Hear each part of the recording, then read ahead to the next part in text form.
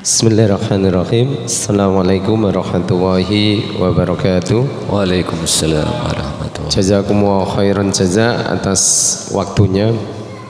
Tadi dijelaskan bahwasanya tatkala kita mendapati surat wa yuqimunas shalah dan dirikanlah salat, yaitu bukan qoma salat, tapi kita akoma yukimu, kita harus mendirikan konsekuensi setelah sholat itu, maka itu harus dilaksanakan.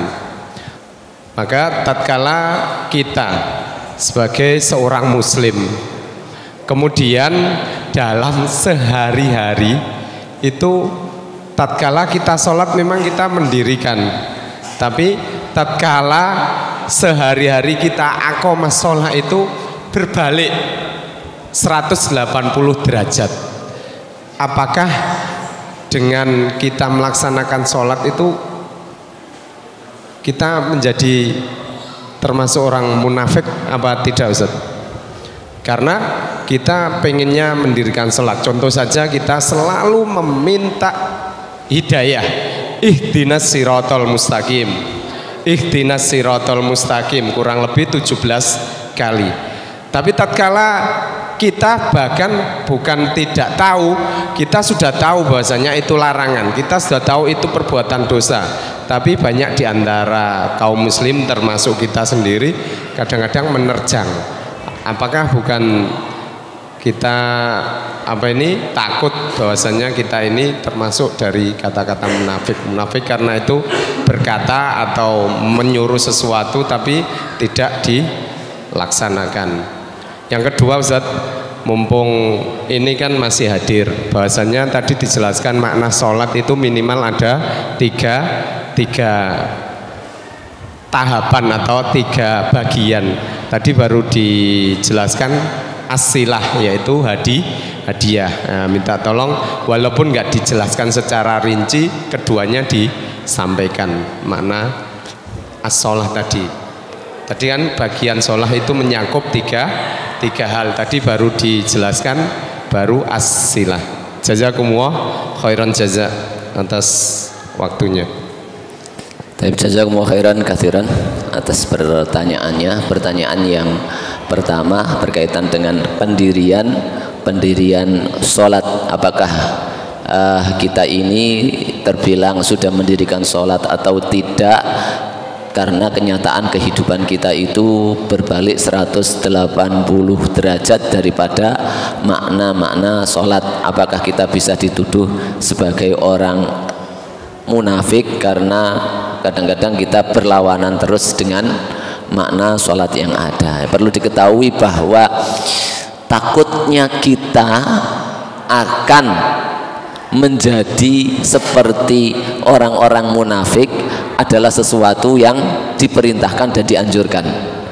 Kita khawatir diri kita ini menjadi orang munafik, itu dianjurkan, ya, sebagaimana ketakutannya Umar ibnul Khattab radhiyallahu anhu. Makanya saking bentuk kekhawatirannya ini, ya, kekhawatiran yang menyebabkan juga seperti sifatnya orang-orang Yahudi yang akan dikocei juga di dalam surat Al-Baqarah ini. Kekhawatiran itulah yang membawa pada akhir daripada surat Al-Baqarah itu Allah Subhanahu wa taala menutupnya dengan sifat orang-orang mukmin yang memiliki perasaan jangan-jangan ibadah saya ini belum sempurna, sholat saya ini jangan-jangan belum melaksanakan sholat dengan sebagaimana yang disifati oleh Allah Subhanahu wa ta'ala. Amana rasulu bima unzila ilaihi min rabbihi wal mu'minun kullun amana billahi wa malaikatihi wa kutubihi wa rusulihi wal yaumil akhir.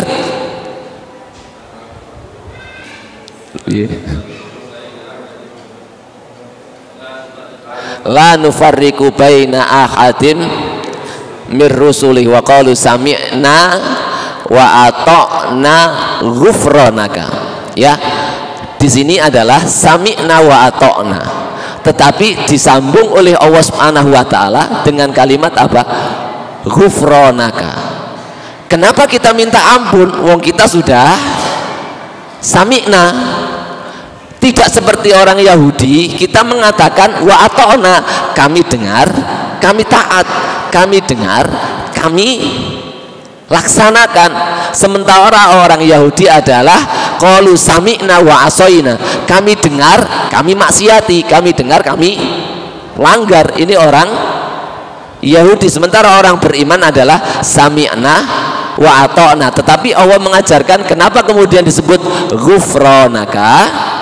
Ya Allah, ampuni aku. Maksud kita minta ampun dari ketaatan kita, kita minta ampun dari kita siap mendengar kepada Allah, nggak mungkin. Nah, disebutkan ini karena perasaan orang mukmin tadi, ya, perasaan orang mukmin tadi khawatir bahwa ibadah yang sudah dilaksanakan itu tidak maksimal di hadapan Allah Subhanahu wa taala, atau tidak diterima oleh Allah Subhanahu wa ta'ala. Nah, hal tersebut insya Allah, nah, kita pribadi yang akan lebih mengetahuinya. Adapun secara hukum zohir, ya kita semuanya menghukumi secara zohir.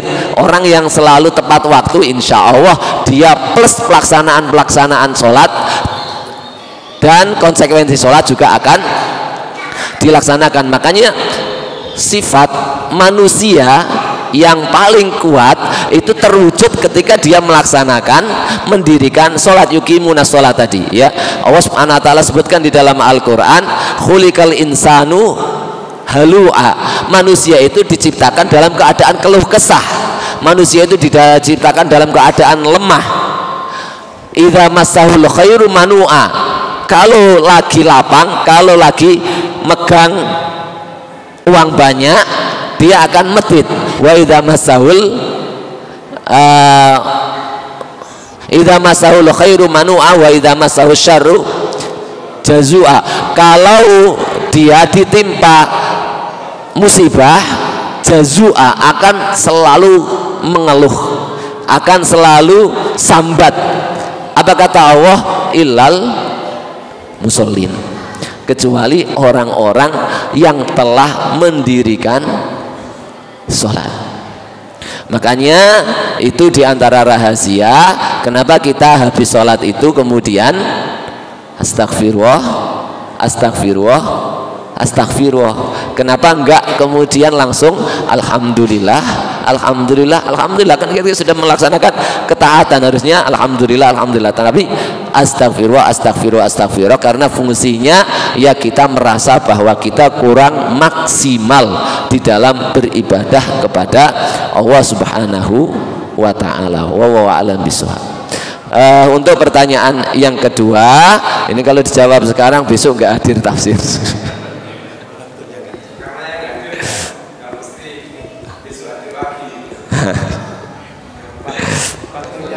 waktunya sesingkat-singkatnya.